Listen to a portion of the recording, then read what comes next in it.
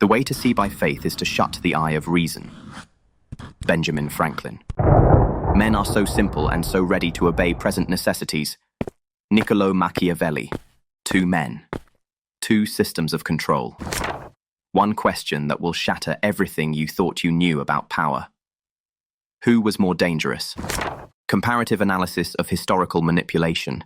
From the depths of the secret archive comes a confrontation centuries in the making. Benjamin Franklin, America's beloved founding father. Niccolò Machiavelli, history's most notorious political strategist. But which mind was truly more dangerous to human freedom? Which system of control proved more effective? And most terrifying of all, which methodology dominates our world today? The truth will not be contained. Philadelphia, 1726. A 20-year-old Benjamin Franklin sits by candlelight, crafting what history would remember as moral guidance. But the archives reveal a darker truth. Franklin wasn't writing virtues. He was engineering the perfect psychological trap. Franklin had just returned from London, where he'd witnessed something that would haunt him and reshape America forever.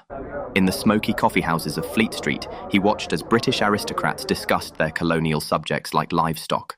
The Americans work harder when they believe they're building something for themselves, one lord had chuckled over brandy. Give them the illusion of virtue, and they'll thank you for their chains. Franklin absorbed every word. He studied how the British elite maintained control, not through force, but through something far more insidious, the manipulation of moral authority. They made their subjects grateful for subjugation by convincing them it was righteousness.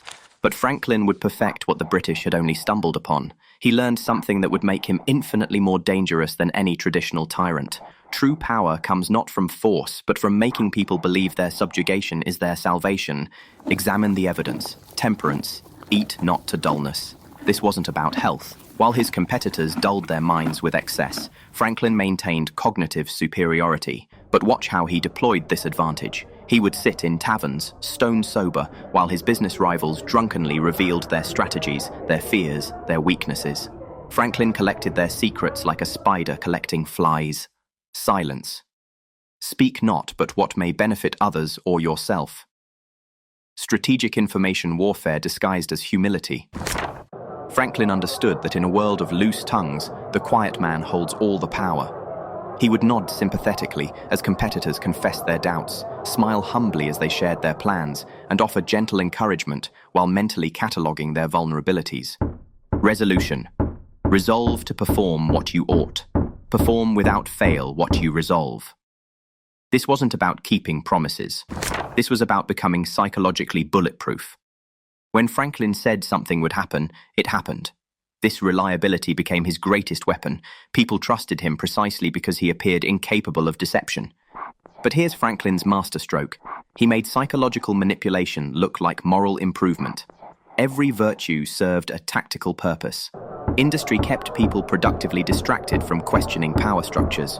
Order made citizens predictable and manageable. Frugality ensured they would never accumulate enough wealth to threaten the system. Franklin's weapon was insidious because it was voluntary. He didn't need armies or secret police. He created a system where people would happily monitor and control themselves. The perfect crime, making victims grateful for their chains. Modern psychology has a name for Franklin's methodology, behavioral conditioning through positive reinforcement. But Franklin discovered this centuries before Pavlov, before Skinner, before any formal study of human psychology. He intuited how to hack the human mind and packaged it as wisdom. The archives reveal Franklin's true genius. He understood that the most effective control is invisible control. Make people believe they're improving themselves while systematically making them more useful to the system. The prisoner who thinks he holds the key to his own cell will never try to escape. Florence, 1513. Niccolò Machiavelli sits in exile, stripped of power, facing an uncertain future. But from this darkness emerges the Prince, perhaps the most dangerous manual of human manipulation ever written. The man who would become history's most notorious political strategist had witnessed something that broke him, the fall of Florence to the Medici. He had watched as his beloved republic crumbled not through foreign invasion, but through internal corruption and weakness. The idealists who spoke of virtue and honor were crushed by men who understood power's true nature. Machiavelli's exile wasn't just political, it was psychological. He had believed in noble governance, in the power of virtue to guide nations. But reality had shattered those illusions with brutal efficiency.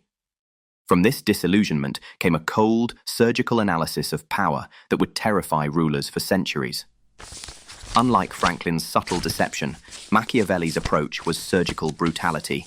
He didn't hide his intentions behind virtue. He dissected power with the precision of a Renaissance anatomist. Every technique, every strategy, every psychological insight laid bare. Machiavelli understood something that Franklin would later weaponize. Humans are fundamentally predictable. Fear and self-interest drive most behavior. The skilled manipulator doesn't fight these instincts, he exploits them. It is better to be feared than loved, if you cannot be both. But examine this famous quote more carefully. Machiavelli isn't advocating cruelty for its own sake. He's providing a cost-benefit analysis of emotional control. Fear is more reliable than love because it's more predictable. Love can turn to hatred, but fear remains consistent. Machiavelli's true insight wasn't that rulers should be cruel. It was that they should appear virtuous while being ruthlessly practical.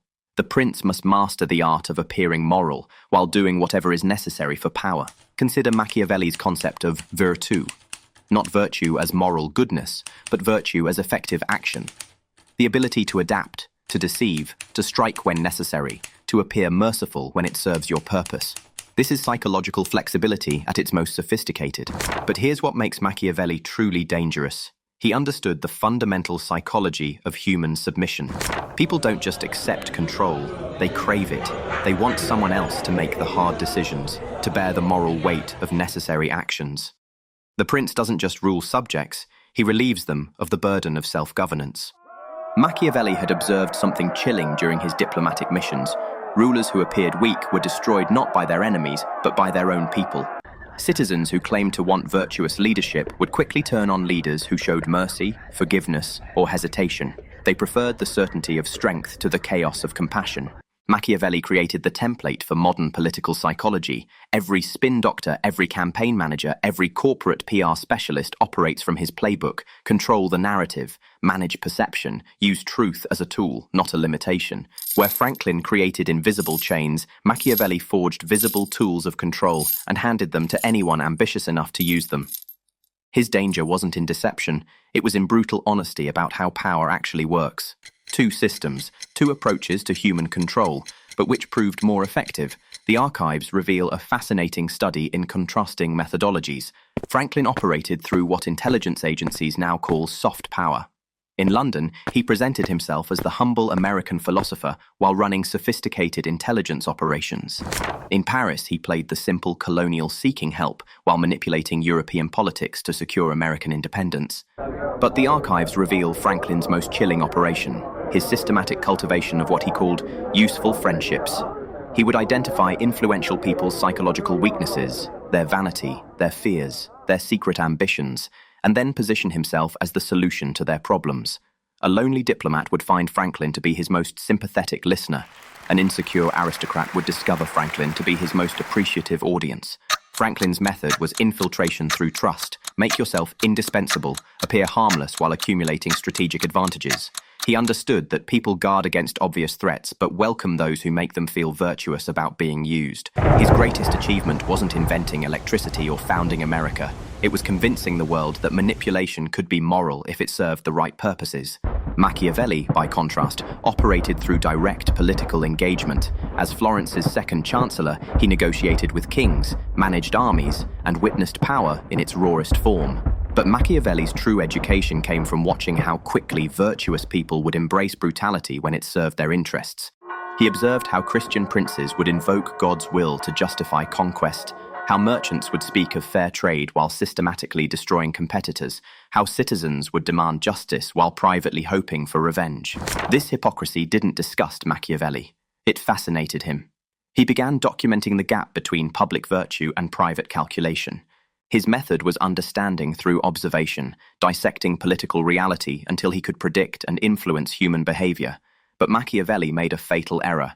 He believed that revealing truth would set people free. Instead, it made him the most hated man in Europe. But here's where the comparison becomes disturbing. Franklin succeeded because he made his methodology invisible. Machiavelli failed politically because he made his methodology too visible. The prince was too honest about power for its own good. Today, we see both systems operating simultaneously. Franklin's approach dominates corporate culture, moral authority used to justify strategic decisions. We're not exploiting workers, we're creating opportunity. We're not manipulating consumers, we're providing value. Virtue as camouflage for self-interest. Machiavelli's approach dominates raw politics, the calculated use of fear, division, and strategic deception. We're not creating enemies, we're protecting against threats. We're not lying, we're framing truth for maximum impact. Brutality justified by necessity, but the archives reveal a disturbing truth. Both men understood the same fundamental principle. Humans will accept almost any level of control if you can convince them it's for their own benefit. The only question is whether you use Franklin's honey or Machiavelli's vinegar. The question isn't whether these systems still exist, it's which one dominates our world. The archives reveal an uncomfortable truth. We're living in the culmination of both men's visions. Franklin's legacy lives in every motivational speaker who tells you to work on yourself while the system extracts your labor. Every productivity app that gamifies your attention. Every corporate culture that demands passion for work while offering minimal security. Franklin's virtue trap has become the foundation of modern economic psychology. Dale Carnegie, Stephen Covey, Tim Ferriss, all disciples of Franklin's methodology, teaching millions to optimize themselves for systems they never question. The most successful psychological operation in human history, running for over 2 centuries, and its victims thank their manipulators. Machiavelli's legacy lives in every political campaign that manufactures outrage to maintain power, every media narrative that creates artificial enemies, every corporate strategy that uses fear of missing out to drive consumption. Machiavelli's psychological insights have become the operating system of influence itself. But here's the terrifying synthesis. Modern power brokers use both systems simultaneously. They employ Franklin's virtue, signaling to appear moral while using Machiavelli's strategic deception to maintain control. Corporate social responsibility paired with tax avoidance. Political virtue signaling paired with strategic manipulation. Mark Zuckerberg presents Facebook as connecting humanity while harvesting human psychology for profit. Political leaders speak of serving the people while systematically concentrating power. Jeff Bezos builds an empire on customer obsession while creating working conditions that break human spirits. The synthesis of Franklin's moral camouflage with Machiavelli's strategic ruthlessness. But the most disturbing revelation from the archives is this. Both systems require your participation. Franklin's virtue trap only works if you believe self-improvement is possible. Machiavelli's fear tactics only work if you accept that security requires surrendering freedom. The moment you stop playing their game, their power evaporates. Yet here's the psychological trap they've perfected together. They've made their game feel like the only game worth playing. Franklin convinced you that virtue leads to success. Machiavelli convinced you that power is the only alternative to victimhood. Together, they created a system where choosing not to play feels like choosing to lose.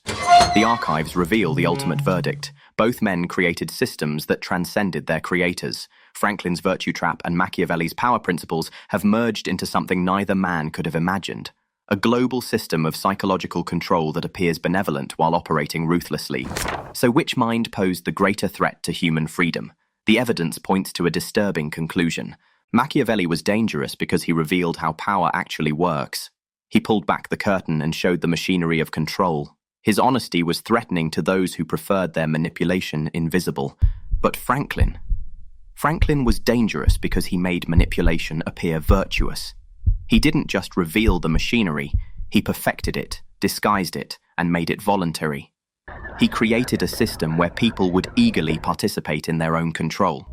Machiavelli taught rulers how to control subjects. Franklin taught subjects how to control themselves for the benefit of their rulers.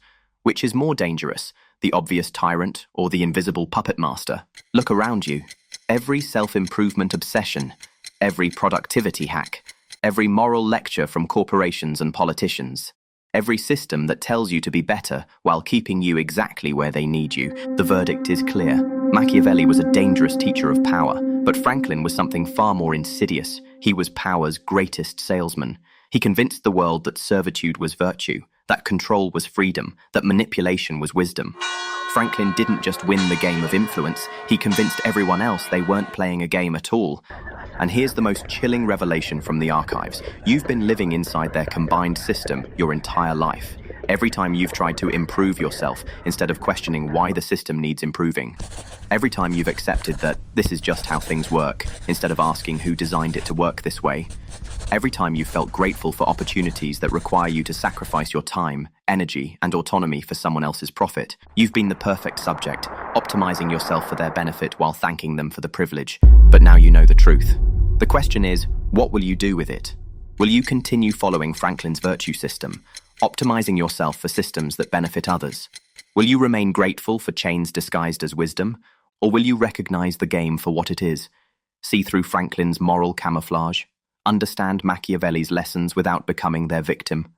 The greatest enemy of knowledge is not ignorance, it is the illusion of knowledge. The choice is yours. But choose knowing that in a world of Franklin's virtue and Machiavelli's strategy, awareness is the only weapon that matters. Have you ever felt proud of your hustle, even as it burned you out? The archive remembers all. The truth cannot be contained. Thanks for watching. Subscribe for more content like this.